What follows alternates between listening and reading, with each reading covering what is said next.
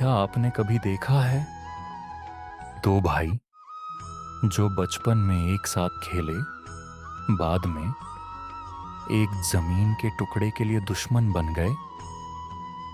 क्या आपने देखा है परिवार टूटते हुए, रिश्ते बिखरते हुए, दोस्ती खत्म होते हुए, सिर्फ एक चीज की वजह से? वह चीज है लोभ, लालच। और आज अर्जुन यही कहने वाले हैं कि लोभ इंसान की आंखों पर ऐसा पर्दा डाल देता है कि उसे सही और गलत का अंतर ही दिखाई नहीं देता। यद्यप्येते न पश्यन्ति लोभोपहत चेतसः कुलक्षयकृतं दोषम मित्रद्रोहे च पातकम्। यह केवल दुर्योधन की कहानी नहीं, यह हर उस इंसान की कहानी है जिसका विवेक लालच के नीचे दब जाता है। अर्थात अर्जुन कहते हैं, भले ही ये लोग लोभ से अंधे हो गए हैं और इन्हें कुल के विनाश का दोष दिखाई नहीं देता, मित्रों और अपने लोगों के साथ विश्वासघात का पाप दिखाई नहीं देता,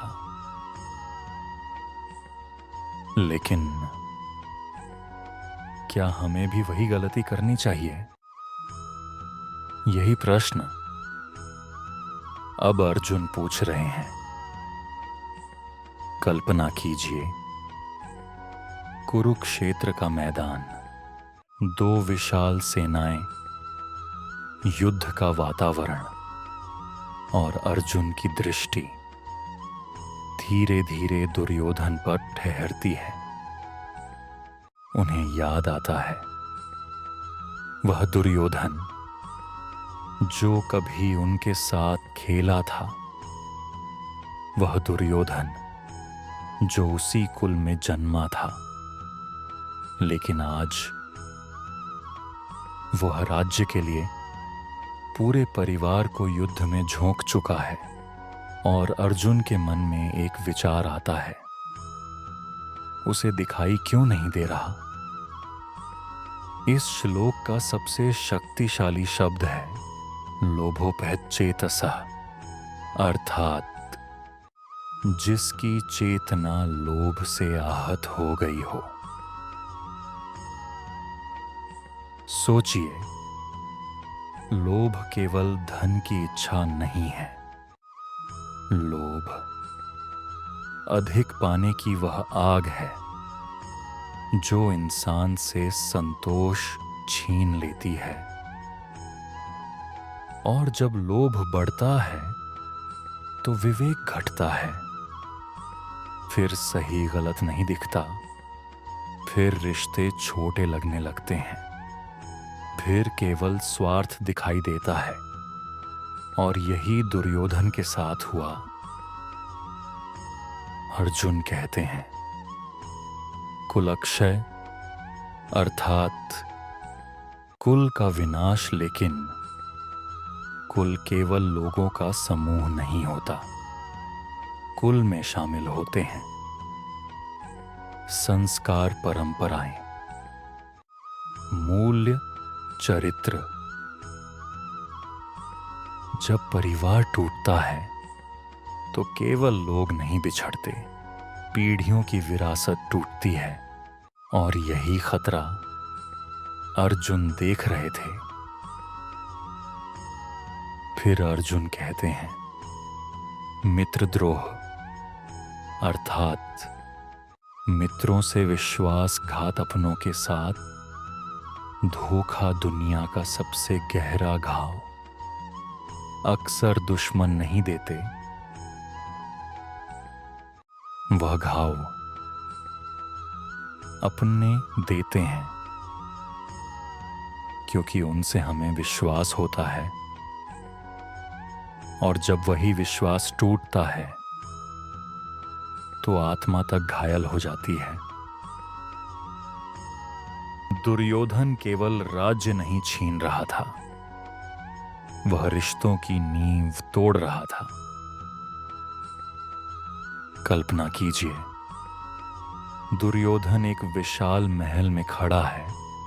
उसके सामने सोना है, सत्ता है, सिंहासन है।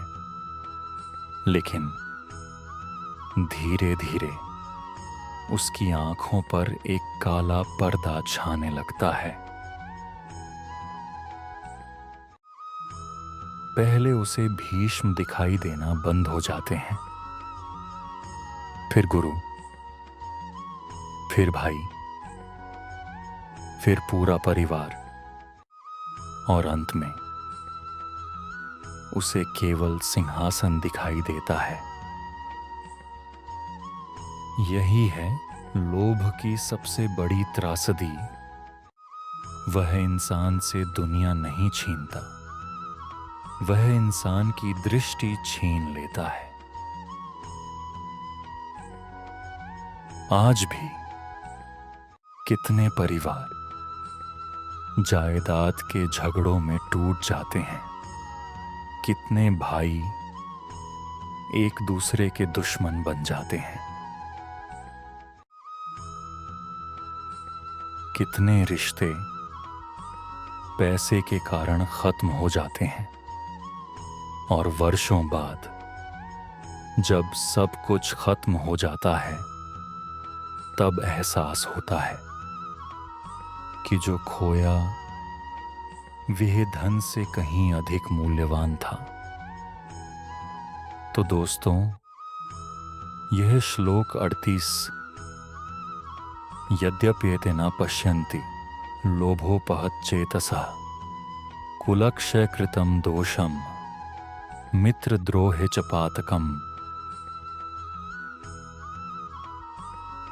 यहां श्री कृष्ण हमें यह सिखाना चाहते हैं कि धन कमाइए, सफलता प्राप्त कीजिए, प्रगति कीजिए, लेकिन कभी भी लोभ को अपने विवेक पर हावी मत होने दीजिए, क्योंकि जब लालच आंखों पर पर्दा डाल देता है तो इंसान सबसे पहले अपने लोगों को खोता है। आज अर्जुन ने एक बहुत बड़ा सत्य बताया। दुर्योधन बुरा इसलिए नहीं था क्योंकि वह शक्तिशाली था, वह इसलिए भटक गया क्योंकि उसका विवेक लोभ से ढक गया था, और यही लोभ एक परिवार को महायुद्ध की ओर ले आया। अगले श्लोक में अर्जुन कहेंगे कि जब हम यह दोष स्पष्ट देख सकते हैं तो फिर हम उसी मार्ग पर क्यों चलें, और वहीं उनका नैतिक तर्क और भी मजबूत हो जाएगा।